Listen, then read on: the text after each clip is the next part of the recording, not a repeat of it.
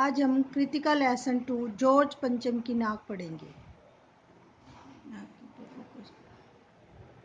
की है जब इंग्लैंड की रानी एलिजाबेथ द्वितीय अपने पति के साथ हिंदुस्तान पधारने वाली थी। अखबारों में उनकी चर्चा हो रही थी। रोज लंदन के अखबारों से खबरें आ रही थी कि शाही दौरे के लिए कैसी कैसी तैयारियां हो रही हैं। रानी एलिजाबेथ का दर्जी परेशान था कि हिंदुस्तान, पाकिस्तान और नेपाल के दौरे पर रानी कब क्या पहनेगी। जैसे हमारे नेता भी कहीं बाहर जाते हैं तो उनकी पोशाक पर सभी लोग ध्यान देते हैं, तो अब रानी एलिजाबेथ का दर्जी भी यह सोच रहा था कि रानी के लिए कैसी सुंदर सुंदर ड्रेसें बनाऊं, क्योंकि वो बड़े बड़े देशों में जाएगी तो सभी लोग उनके वस्त्रों की ओर देखेंगे। उनका सेक्रेटरी और शायद जासूस भी उनके पहले ही इस महाद्वीप का तूफानी दौरा करने वाला था। यानी कि महारानी के आने से पहले उनके जो जासूस है वो सारी सिचुएशन हैंडल करने के लिए पहले से ही वहाँ आएंगे।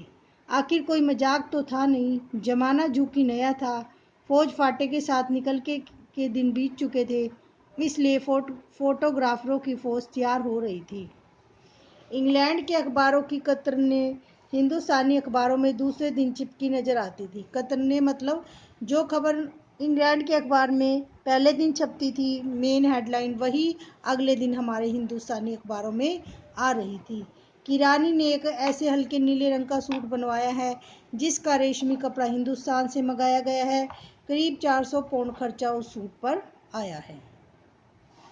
रानी एलिजाबेथ की जन्म पत्री भी छपी, प्रिंस फिलिप के कारनामे छपे, और तो और उनके नौकरों, बावर्ची जो खाना बनाते हैं, खानसामों, अंगरक्षक यानी बॉडीगार्ड की पूरी पूरी जीवनियाँ देखने में, जीवनियाँ यानी बायोडाटा, शाही महल में रहने और वाले कुत्तों तक की तस्वीरें अखबारों में छप गई। इन सारी बातों से हमें पता चलता है कि बड़े लोगों के जीवन में कितना अधिक दिखावा है। बड़ी धूम थी, बड़ा शोर शराबा था।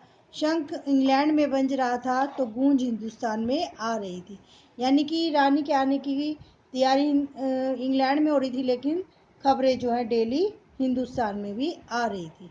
इन खबरों से हिंदुस्तान में सनसनी फैल रही थी। राजधानी में तहलका मचा हुआ था कि जो रानी 5,000 रुपये का रेशमी सूट पहनकर पालम के हवाई अड्डे पर उतरेगी, उसके लिए कुछ तो होना ही चाहिए। कुछ क्या, बहुत कुछ होना चाहिए। जिसके बावर्ची पहले महायुद्ध में जान हथेली पर लेकर लड़ चुकी है, उनकी शानो शौकत के क्या कहने। और वही रानी दिल्ली आ रही है। नई दिल्ली में अपनी तरफ देखा और बेसाख्ता स्वाभाविक रूप से मुंह से निकल गया, वह आए हमारे घर, खुदा की रहमत, कभी हम उनको, कभी अपने घर को देखते हैं।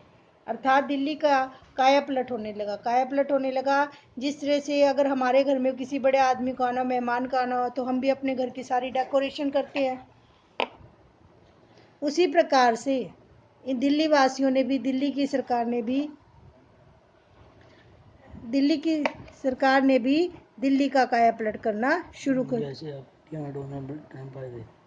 जैसे अब डोनाल्ड ट्रंप आए थे तो देश में नई नई तब्दीलियां हुई, तो दिल्ली का काया पलट होने लगा। और करिश्मा तो यह था कि किसी ने किसी से कुछ नहीं कहा और किसी ने किसी को नहीं देखा, पर सड़कें जवान हो गई, बुढ़ापे की धूल साफ हो गई। यानी कि कहा भी नहीं गया और सड़कें जो टूटी फूटी थी उनको नया कर दिया गया।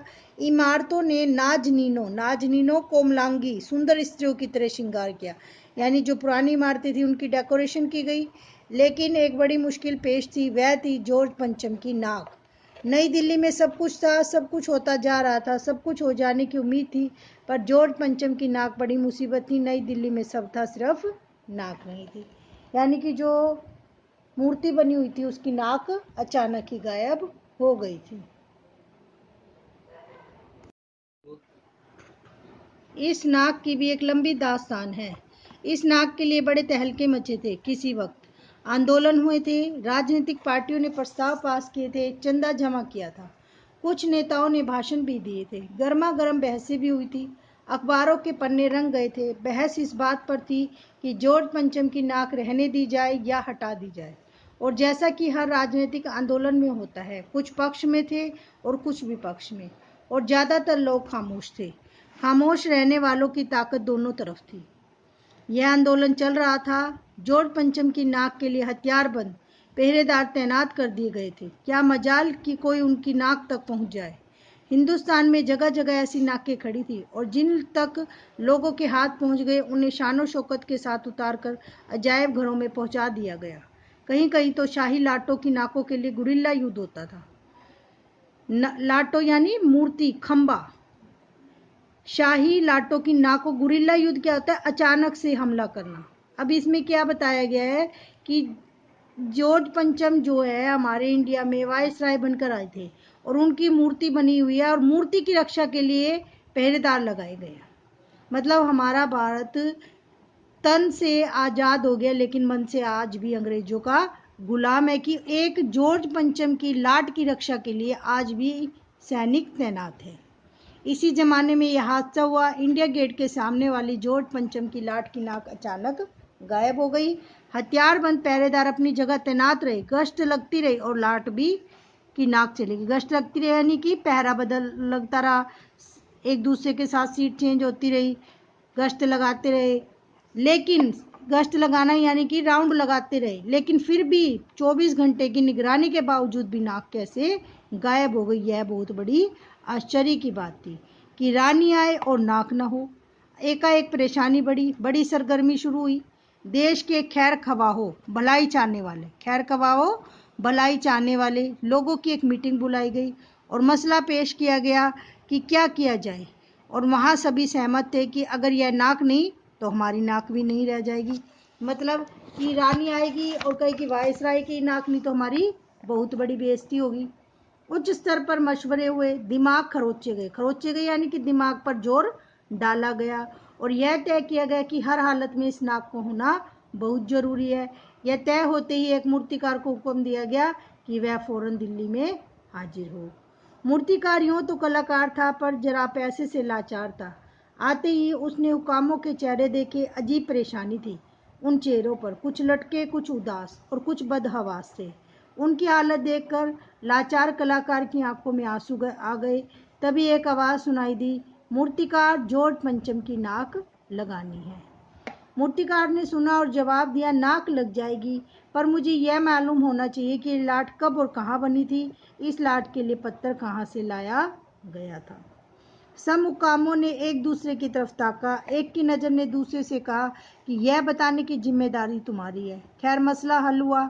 एक क्लर्क को फ़ोन किया गया और इस बात की पूरी छानबीन करने का काम सौंप दिया गया।